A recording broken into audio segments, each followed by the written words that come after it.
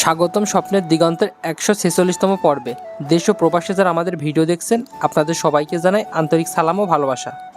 প্রথমে একটু বলে নিই, ভিডিওটি দিতে একটু দেরি হয়ে গেছে ব্যস্ততার কারণে।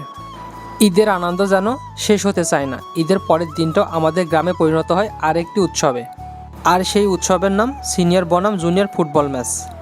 আজকের এই খেলায় মাঠে নেমেছে আমাদের গ্রামের প্রিয় মুখগুলো, কেউ ভাই, কেউ চাচা, কেউ আবার ছোট ভাই, সবাই একসাথে এক মাঠে এক আনন্দে। আজকের নিয়ম খুবই মজার, একদিকে সিনিয়র দল, অন্যদিকে জুনিয়র দল, অভিজ্ঞতা বনাম তারুণ্য। দেখা যাক কে জিতে। মাঠে নামার আগেই শুরু হয়ে গেছে উত্তেজনা, দর্শকের ভিড়, ছোটদের চিৎকার, বড়দের হাসি, পুরো মাঠ জুড়ে এক উৎসবমুখর পরিবেশ। কেউ বলছে আজ জুনিয়ররাই জিতবে, আবার কেউ বলছে সিনিয়রদের অভিজ্ঞতার সামনে কেউ টিকতে পারবে না। মাঠের একপাশে সিনিয়ররা ধীর স্থিরভাবে বল পাস করছে, তাদের খেলায় আছে অভিজ্ঞতার ছাপ। অন্যদিকে জুনিয়ররা প্র্যাকটিস করছে, কেউ বল নিয়ে একা একা প্র্যাকটিস করছে, কেউ আবার ছোট ছোট পাসে তৈরি করছে টিমওয়ার্ক। গোলকিপারও প্রস্তুত, একটার পর একটা শট ঠেকানোর চেষ্টা। মাঝে মধ্যে হাসি ঠাট্টা চলছে, কেউ মজা করে বলছে আজ কিন্তু গোল খাবা, আবার কেউ উত্তর দিচ্ছে দেখে নিস আজ আমরাই জিতব। এরপর রেফারির নির্দেশে দুই দলের খেলোয়াড়রা শান্তভাবে লাইন ধরে দাঁড়িয়ে গেল।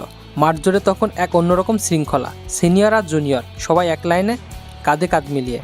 এই দৃশ্যটা সত্যি অনেক সুন্দর। এখানে নেই কোনো বড় ছোটদের ভেদাভেদ, নেই কোনো অহংকার, আছে শুধু সম্মান, একতার খেলাধুলার স্পিরিট।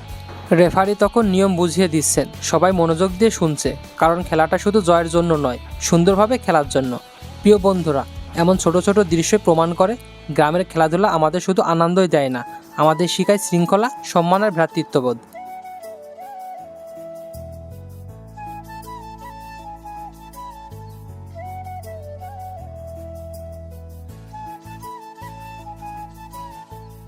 প্রথম বাঁশি বাজতে দুই দল ঝাঁপিয়ে পড়ল।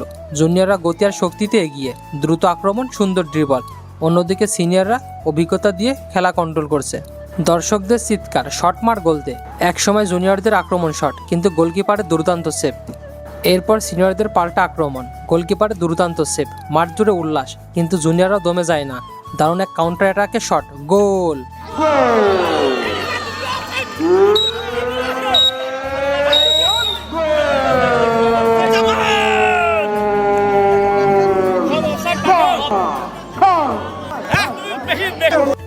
এই খেলার সৌন্দর্যটা শুধু খেলোয়াড়দের মধ্যে সীমাবদ্ধ না, এর পিছনে রয়েছে আমাদের গ্রামের দুজন শ্রদ্ধেয় প্রিয় কাকা।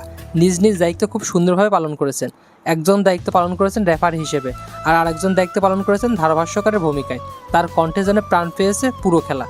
খেলার মাঝে মজার ঘটনাও কম না, কেউ পড়ে যাচ্ছে, কেউ বল মিস করছে, সবাই হেসে গড়াগড়ি, কিন্তু কেউ রাগ করছে না, কারণ এই খেলা আনন্দের, ভালোবাসার। প্রিয় বন্ধুরা, গ্রামের এই খেলাগুলো শুধু খেলা না, এগুলো আমাদের সম্পর্ক, আমাদের ঐতিহ্য। এখানে নেই কোনো অহংকার, এখানে আছে ভালোবাসা, একতা। ঈদের পরে এমন আয়োজন মানুষকে আরও কাছে নিয়ে আসে। খেলার শেষ মুহূর্ত, দুদলই জয়ের জন্য চেষ্টা করছে, কিন্তু সময় শেষে ফাইনাল বাঁশি বাজলো। ফলাফল যাই হোক, আজকের আসল জয় হলো এই আনন্দ, এই মিলন, এই ভালোবাসা।